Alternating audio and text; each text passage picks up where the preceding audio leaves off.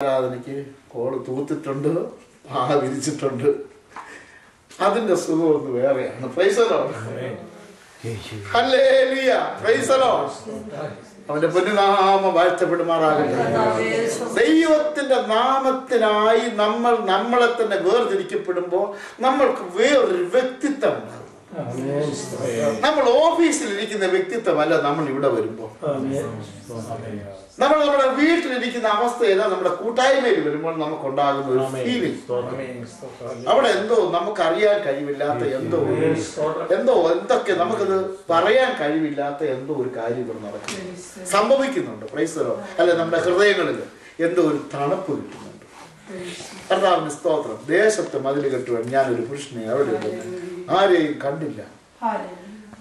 അതേ പുസ്തകത്തിൽ 13-ാം അധ്യായത്തിന്റെ 5-ാം വാക്യം വായിക്കുമ്പോൾ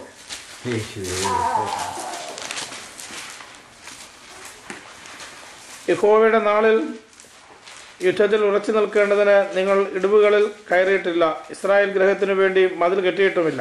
ഇസ്രായേൽ ഗ്രഹത്തിന് വേണ്ടി മതിൽ കെട്ടിയിട്ടുമില്ല. ഇസ്രായേൽ ഗ്രഹത്തിന് വേണ്ടി ഒരു മതിൽ ആവശ്യമാണ്. അതിന് ഇടിവുകളിൽ നിൽക്കുവാനും ആവശ്യം. എന്തിനാണ് മതിൽ? ഇയ്യോബ് എന്ന് പറയുന്ന ഭക്തന്റെ ചുറ്റും, ഇയ്യോബിന്റെ പുസ്തകം 1-ാം അധ്യായം 10-ാം വാക്യം നമുക്കറിയാമല്ലോ, വേണമെങ്കിൽ ഒന്ന് വായിക്കാം.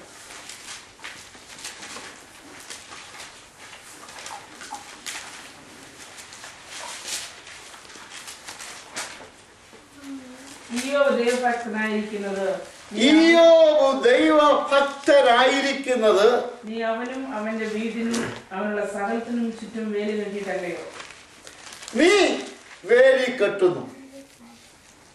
നീ എന്ന് പറയുന്നത് പ്രൈസ് ദി ലോർഡ് ദൈവത്തിനെയാണ്.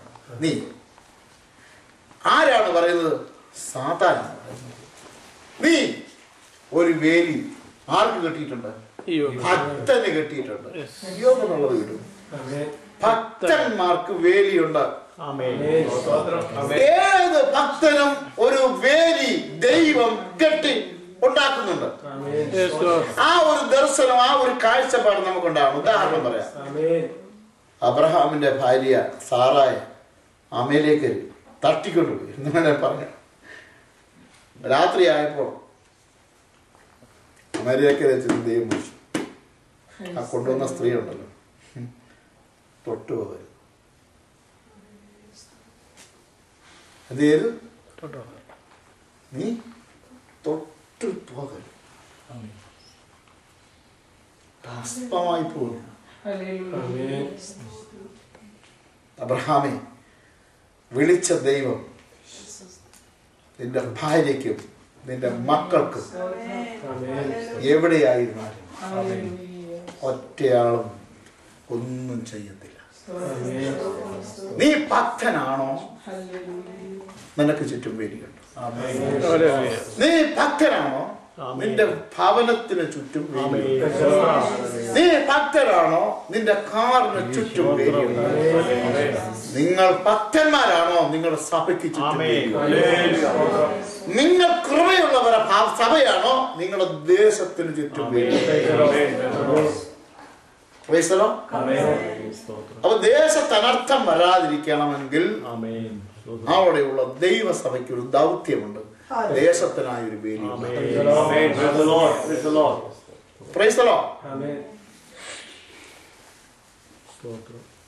ഇസ്രായേൽ അരാമ്യരുമായി ഒരിക്കൽ അരാം സൈന്യം ഇസ്രായേലിന്റെ അവസ്ഥകളെ കണ്ടപ്പോൾ, മനസ്സിലാക്കിയപ്പോൾ അതിനെ തകർക്കണമെന്ന് പ്ലാൻ ചെയ്തു. തകർക്കണമെന്ന് പ്ലാൻ ചെയ്യുവാൻ കാരണം ഇസ്രായേൽ പല ഭാഗങ്ങൾക്കും ഗ്യാപ്പുകളുണ്ടായി, ഇടിവുകളുണ്ടായി. ദൈവസഭകളിൽ ഇടിവുകൾ സംഭവിക്കുമ്പോൾ, കുടുംബത്തിൽ ഇടിവുകൾ സംഭവിക്കുമ്പോൾ, ഭാര്യാഭർത്തൃ ജീവിതത്തിൽ ഇടിവുകൾ സംഭവിക്കുമ്പോൾ, ഗ്യാപ്പുകൾ ഉണ്ടാകുമ്പോൾ, എങ്ങനെയാ ഗ്യാപ്പ് ഉണ്ടാകുന്നത്?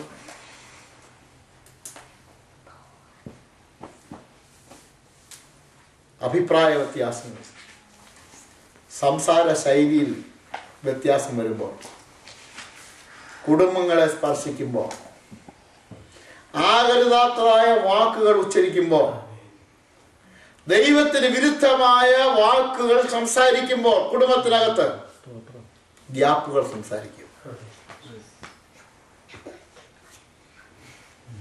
പിന്നെ മൗനമായിരിക്കും, പിന്നെ ശൂന്യമാ ഭവനം. പ്രൈസലോ. കുറച്ചുകൂടെ കഴിയുമ്പോൾ കഥ കടയ്ക്കുന്ന ശബ്ദം കേൾക്കാം. നമുക്ക് തന്നെ ഭർത്താവ് ഇറങ്ങിപ്പോവും, ഒന്നും പറയത്തില്ല, എവിടെ പോയി ആർക്ക. പിള്ളേർ നോക്കുമ്പോൾ മമ്മി ഒരു വഴിക്കൂടെ ഇറങ്ങിപ്പോവും. ഗ്യാപ്പ്.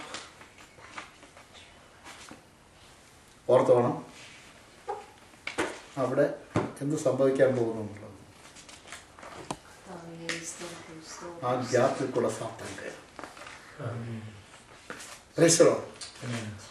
പ്രാർത്ഥന ഇല്ലാതെ വരും. കർത്താവായ യേശു ക്രിസ്തു ഗതസമനയിലേക്ക് പോകുന്ന സമയം പത്രോസിനോട് ശേഷം ശിഷ്യന്മാരോട് പറഞ്ഞു, ഉണർന്ന് പരീക്ഷയിലൊക്കെ ഉണർന്ന് പ്രാർത്ഥിപ്പിക്കും. കർത്താവ് അന്വേഷിച്ചപ്പോൾ പ്രാർത്ഥിക്കുന്നില്ല, ഉറങ്ങുന്നു. അവരെ വീണ്ടും വിളിച്ചു, പ്രാർത്ഥിക്കും, പരീക്ഷയിലാകപ്പെടാതിരിക്കാൻ പ്രാർത്ഥന. കുടുംബജീവിതത്തിൽ പരീക്ഷകൾ സംഭവിക്കും, പ്രാർത്ഥിക്കണം. ഇന്ന് സമാധാനമാണെങ്കിൽ നാളെ എന്തൊക്കെയോ സംഭവിക്കാൻ പോകുന്നുണ്ട് എന്നുള്ളത് മനസ്സിലാക്കണം. പ്രാർത്ഥന ആവശ്യം. പ്രാർത്ഥിക്കാതെ ഇരുന്നു, ഉറങ്ങിപ്പോയി. പിന്നെ കർത്താവ് ഒന്നും പറഞ്ഞില്ല. അവർക്ക് കർത്താവിനറിയാം ഉറങ്ങും. അല്പം കൂടെ കഴിഞ്ഞപ്പോഴുള്ള സീൻ എന്ത് പറഞ്ഞാൽ, കർത്താവായ യേശുവിനെ പടയാളികൾ വന്ന്, ശക്തന്മാരായ പടയാളികൾ വന്ന് അവരെന്ത് ചെയ്യാൻ പോവുകയാണ്? പിടിക്കാൻ പോവുകയാണ്, പിടിക്കപ്പെടുകയാണ്. ദൈവപുത്രൻ പിടിക്കപ്പെടുന്നു. അപ്പോ പത്രോസ് ഒരു പടയാളിയുടെ ആലയിൽ നിന്ന് വാളൂരിയെടുത്തു. യേശുവിന് അറിയാമായിരുന്നു ഇവന് വാളെടുക്കുന്നത്. അതുകൊണ്ട് പ്രാർത്ഥിക്കാൻ പറഞ്ഞു. ആകരുതാത്ത നിലയിലുള്ള വാക്കുകൾ നീ സംസാരിക്കുമെന്ന് അറിഞ്ഞുകൊണ്ടാ പറയുന്നത്. നീ ഉപവസിച്ച് പ്രാർത്ഥിക്കണം. ഉണർന്നിരുന്ന് പ്രാർത്ഥിക്കണമെന്ന് ദൈവം നിനക്ക് ആലോചന തരുന്നു. ദൈവത്തിന്റെ മക്കളെ, ലോകജാതികൾക്കല്ല, ദൈവ മക്കൾക്ക് ആലോചന തരുന്നത് നിന്റെ ജീവിതത്തിൽ സംഭവിക്കാൻ പോവാണ്. വാളെടുത്ത് വെട്ടിയപ്പോൾ എന്ത് സംഭവിച്ചു? എന്താ ഒരുത്തന്റെ കാതറന്നു, ചെവി അറുത്തുപോയി. സത്യം പറഞ്ഞാൽ ചെവിക്കല്ല വെട്ടിയത്, അവൻ കഴുത്തിനാണ് വെട്ടിയത്. യേശു ക്രിസ്തുവിനോടുകൂടെ 3 വർഷം നടന്നതുകൊണ്ട് കഴുത്തിന് പോയില്ല, ചെവിക്കാൻ പോയി. യേശു ക്രിസ്തുവിനോടുകൂടെ 3 വർഷം നടന്നതുകൊണ്ട് കാതേ പോയുള്ളൂ. അല്ലെങ്കിൽ കറക്റ്റ് അവൻ തല പോയിരുന്നു. പ്രശ്നമോ വെട്ടത്ര ഭയങ്കരമായിരുന്നു, ഭീകരമായിരുന്നു. യേശു ആ കാത് വെച്ച് കൊടുത്തു. യേശു അതിന് പരിഹാരം വരുത്തി. നമ്മൾ ചെയ്യുന്ന സകല തെറ്റുകൾക്കും ദൈവം നമുക്ക് വേണ്ടി പക്ഷപാതം ചെയ്യുന്നു. അനേകരുടെ കാതുകൾ വെച്ച് കൊടുക്കുന്നുണ്ടോ നമ്മൾ മറന്നുപോകരുത്. നമ്മൾ പെട്ടാറുണ്ട് സഭയ്ക്കകത്ത്, ഭയങ്കര വിട്ടുകിട്ടും. അപ്പോൾ കൂട്ടു സഹോദരന് ആ കാത് വെച്ച് കൊടുക്കുക. അടുത്ത ആഴ്ചയിൽ അവൻ വരും സഭാഗത്തിന്. പ്രൈസലോ. ആദ്യത്തെ വെട്ടുവെട്ടി അവൻ പോയായിരുന്നെങ്കിൽ, കർത്താവ് ആ പരിപാടി ആ നിരപ്പിന്റെ ശുശ്രൂഷ ചെയ്തില്ലായിരുന്നെങ്കിൽ ഒരിക്കലും അവൻ പിന്നെ വരത്തില്ല. രണ്ടാമത് ഒരു പെണ്ണിന്റെ മുൻപിൽ അവൻ തള്ളി പറഞ്ഞു, ഞാൻ ഈ യേശു എന്ന് പറഞ്ഞതിന് ഞാൻ കണ്ടിട്ടുമില്ല, കേട്ടിട്ടുമില്ല, ഞാൻ അറിയുന്നത് പോലുമില്ല. അയ്യോ, എനിക്കറിയാൻ പാടില്ലേ. അവൻ ആണയിട്ടു. 1 പ്രാവശ്യമല്ല, 2 പ്രാവശ്യം, 3 പ്രാവശ്യം. പ്രാർത്ഥിക്കാത്തതിന്റെ കുഴപ്പം, ഇടിവുകൾ സംഭവിച്ചതിന്റെ കുഴപ്പം, ശിഷ്യന്മാരിൽ ഇടിവുകൾ സംഭവിച്ചതിന്റെ കുഴപ്പം.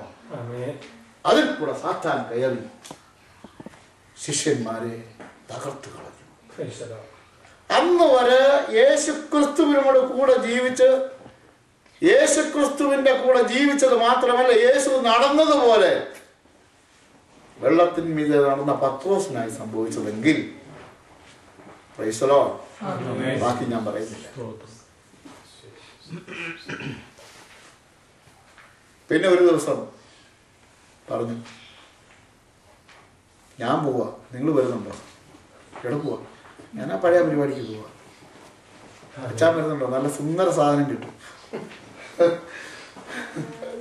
ആശാ പോവാ. അതിൽ പ്രാപ്തിയുള്ള ഒരുത്തം പോയാൽ മറ്റവന്മാരെല്ലാം പറഞ്ഞു, നീ ഇയാൾ പോകാൻ ഞാനും വരും, ഇന്നൊന്നിട്ട് കാര്യം എന്തു, നമുക്ക് പോയെടുക്കാം. ഓ, ഞാൻ ആ വള്ളം വരെ എടുക്കാൻ പോവാ. ഞങ്ങളും വരുന്നുണ്ട്. നീ പോയാൽ പിന്നെ ഞങ്ങൾ എന്തിനാ നിൽക്കുന്നത്? പോയി. പ്രിയനെ വിട്ടിട്ട് പോയ വല്ലതും കിട്ടും. ദൈവമക്കളെ, നമ്മൾ പ്രാർത്ഥിക്കാതിരുന്നാൽ, നമ്മൾ ദൈവത്തോട് അടുത്ത് ജീവിക്കാതിരുന്നാൽ, ദൈവാലോചനക്കൊത്ത് നമ്മൾ ജീവിക്കാതിരുന്നാൽ അതിന് വലിയ പണിഷ്മെന്റ് ഉണ്ട്. അറിയാമോ? ഒരൊറ്റ പടകിൽ ഒരൊറ്റ മീൻ കയറണം. Praise the Lord.